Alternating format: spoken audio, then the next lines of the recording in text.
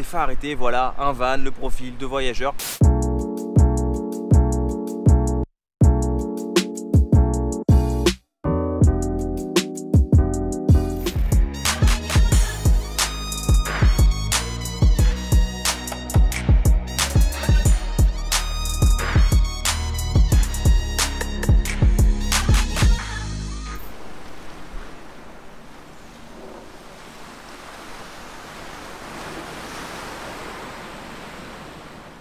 Bonjour à tous les amis, j'espère que vous allez bien. Nouvelle journée, nouvelle aventure, nouveau vlog. Je suis toujours avec Nico. Salut les amis. L'abonné de Nice qui me reçoit et qui me fait voir la région avec son Titi, son van aménagé. Et hier, très bonne journée. On a fini tranquillement, hein. On a chillé sur la plage après le barbecue, on était un peu lourd, voilà. Et aujourd'hui, on se fait un programme où on va aller voir les parapentistes, puisque lorsque j'ai fait de l'autostop pour aller à Saint-Tropez, j'ai rencontré Joël qui fait partie de la Fédération Française de Parapente et qui m'a dit: Ben, on sera à Roquebrune après, passe nous voir. On est passé par Monaco, on s'est fait arrêter par la police, mais ça, petit contrôle. Tu me l'avais déjà annoncé, voilà. Ils sont très prévu. stricts à Monaco, ça, Nico me l'avait dit, tu verras à Monaco, faut faire vraiment attention parce qu'ils sont super stricts, pour un rien tu peux te faire arrêter, voilà. On s'est fait arrêter, mais c'est pas très grave, il fait beau, voilà. On kiffe, ça fait partie du voyage. Donc le programme du jour est tout simple, on visite Roquebrune, les parapentistes, Monaco, et ensuite on finira la journée par Menton, si tout va bien. Voilà. En mode quand rien n'est prévu, tout peut arriver. La ville des citrons, tiens, et tu connais le dicton, si la vie te donne des citrons, bah fais-en une citronnade. Voilà. Comme d'habitude, si vous avez loupé les épisodes précédents du Road Trip France, je vous les mettrai ici en playlist. N'oubliez pas de liker, de commenter, de partager, enfin bref, vous connaissez tout ça un peu pour soutenir la chaîne. N'oubliez pas de vous abonner également si ce n'est pas déjà fait. Et comment suivre l'aventure en live, comme si vous y étiez bien avant les vidéos YouTube, ça se passe sur mon compte Instagram, Ben & Co. Let's go.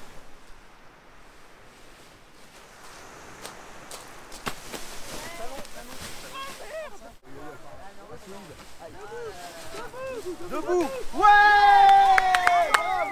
Nous sommes en direct de la plage du Cabet ici à Roquebrune. Nous avons rejoint Joël qui fait partie de la Fédération Française de Parapente. On est sur une compétition là de parapente. Le but est très simple. Il va y avoir plusieurs descentes de parapentistes et il va falloir toucher la cible en atterrissant. Le but c'est de mettre le pied vraiment au milieu de la cible. Après il y a un système de points qui sera calculé.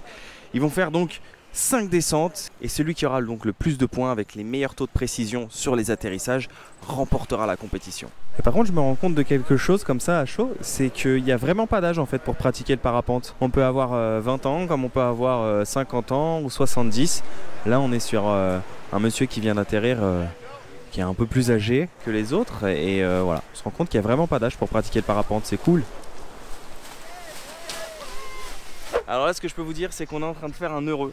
Parce que ce que je ne vous ai pas dit depuis le début de cette aventure, c'est que Nico est fan de sport extrême. C'est vrai, c'est vrai. Il est cordiste. Alors cordiste, pour ceux qui ne savent pas, en 2-3 mots, si tu peux expliquer ton métier. Les travaux en hauteur, je monte sur les toits et je mets des cordes, je descends en rappel et je fais tout ce qui est possible, peinture, maçonnerie, lavage de vitres, ça peut être voilà, tout ce qui est en hauteur, quoi. Et donc là, il est comme un poisson dans l'eau là, hein. Le fait d'être sur la compétition directe de parapente. Il faut savoir aussi, c'est que j'ai fait 50 parachutisme aussi derrière. Du coup, c'est vrai que là, le parapente, le parachutisme, ça revient les sports de l'air et voilà, donc ouais, je me régale. Il y a la maman de l'un de mes idoles dans le para, donc c'est cool, c'est fun d'être là. Ça fait plaisir. C'est ça du vrai mode quand on est plus, voilà. Tout peut arriver. Je fais de l'autostop pour aller à Saint-Tropez, je tombe sur Joël qui est derrière nous et hop, on se retrouve ici à Roquebrune sur la compète avec des gens sympas. Je suis content parce que le voyage ça sert aussi à ça, à découvrir toujours de nouvelles choses.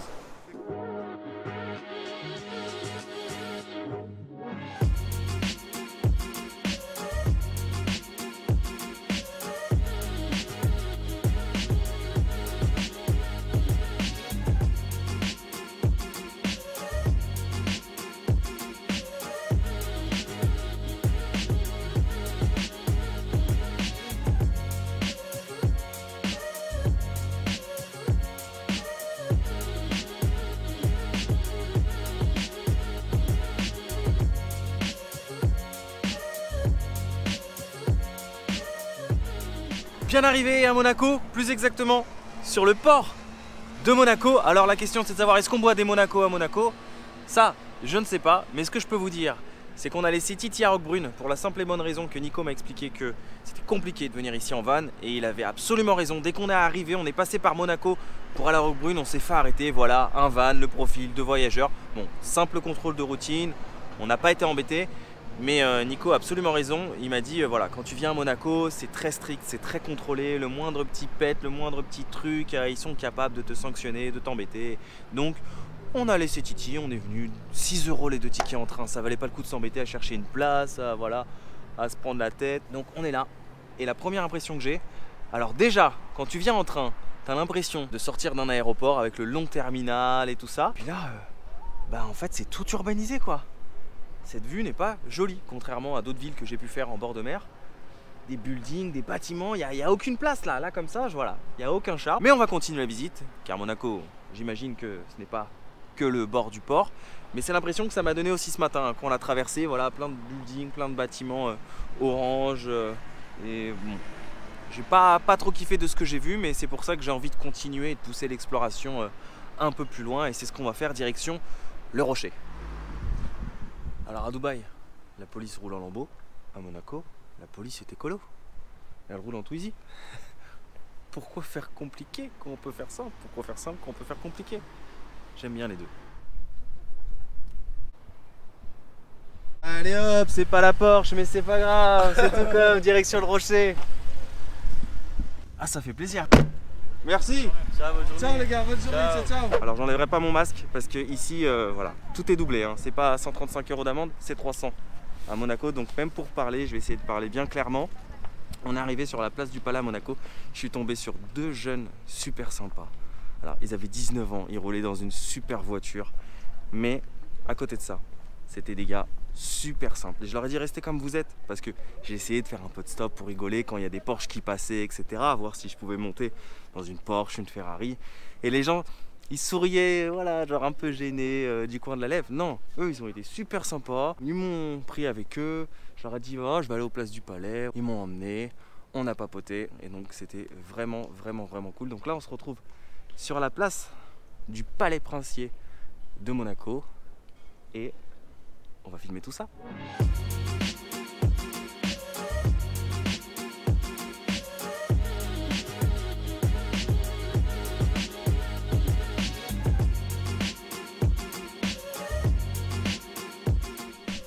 Monaco, c'est comme c'est. J'ai pas encore tout vu, tout fait.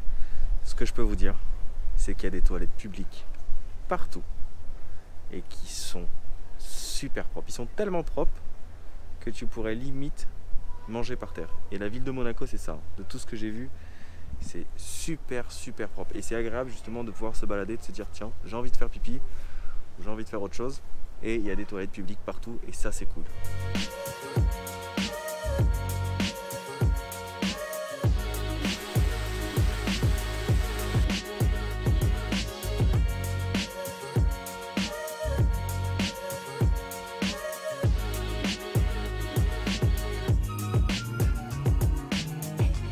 Alors là on se balade dans les petites ruelles de Monaco juste derrière le palais. C'est très joli, c'est très coloré. Ça me fait penser un petit peu au vieux Nice. Sauf que les bâtiments ils font pas vieux du tout. Ils font tout propre, tout beau, tout lisse, tout neuf. En fait on se croirait un peu dans un décor de cinéma. Comme si vous alliez à Hollywood et que vous visitiez un village décor de cinéma. Ça me fait penser un peu à ça. Et j'ai remarqué 3 trucs. Alors non seulement c'est propre, il n'y a pas un papier par terre. 2, c'est super calme. Et 3, ils utilisent en fait des véhicules électriques. Alors par exemple, les véhicules qui s'occupent de la propreté des rues sont électriques. Les transports, notamment les bus, j'ai vu, sont électriques. Il y a des scooters électriques qui se baladent en ville. Alors d'un autre côté, c'est les Porsche. Mais de ce côté-là, voilà, à l'arrière du palais, dans les petites rues, c'est très calme.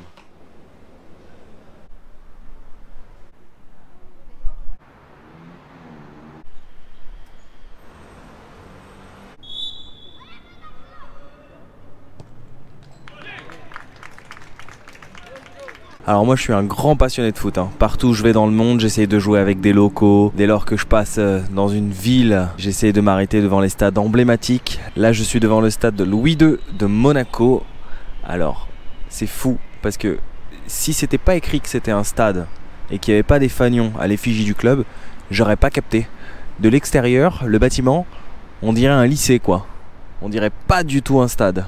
En face de vous, vous pouvez apercevoir les yachts de Monaco, bien évidemment. Que serait Monaco sans ses yachts, sans ses Porsche, sans ses Ferrari, sans ses Lamborghini. Mais surtout, vous pouvez apercevoir le gros rocher de Monaco. C'est là où on était tout à l'heure, où se situe le palais princier.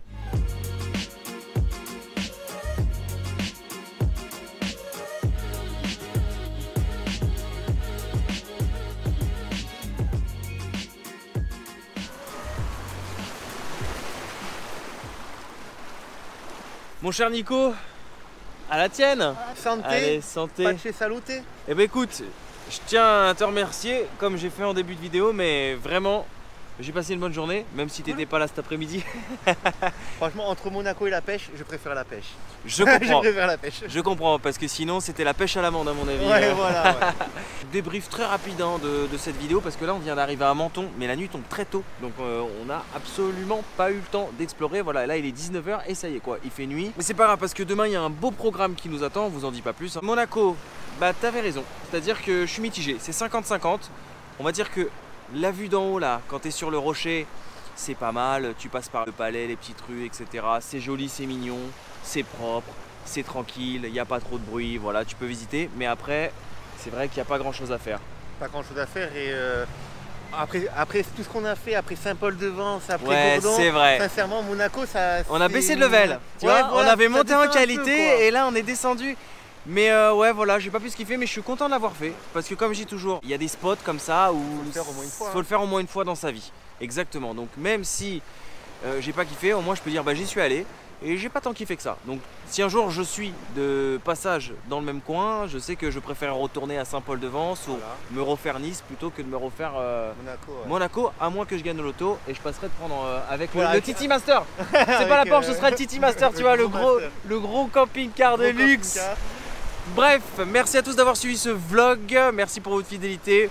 Nous on se retrouve très bientôt pour la prochaine vidéo qui va déglinguer parce qu'on va réaugmenter en level, voilà. Ne vous inquiétez on va remonter un peu le level. Ah, on a un beau programme pour cette fin de Road Trip France parce que oui c'est bientôt la fin pour moi de Road Trip France et on va finir en beauté.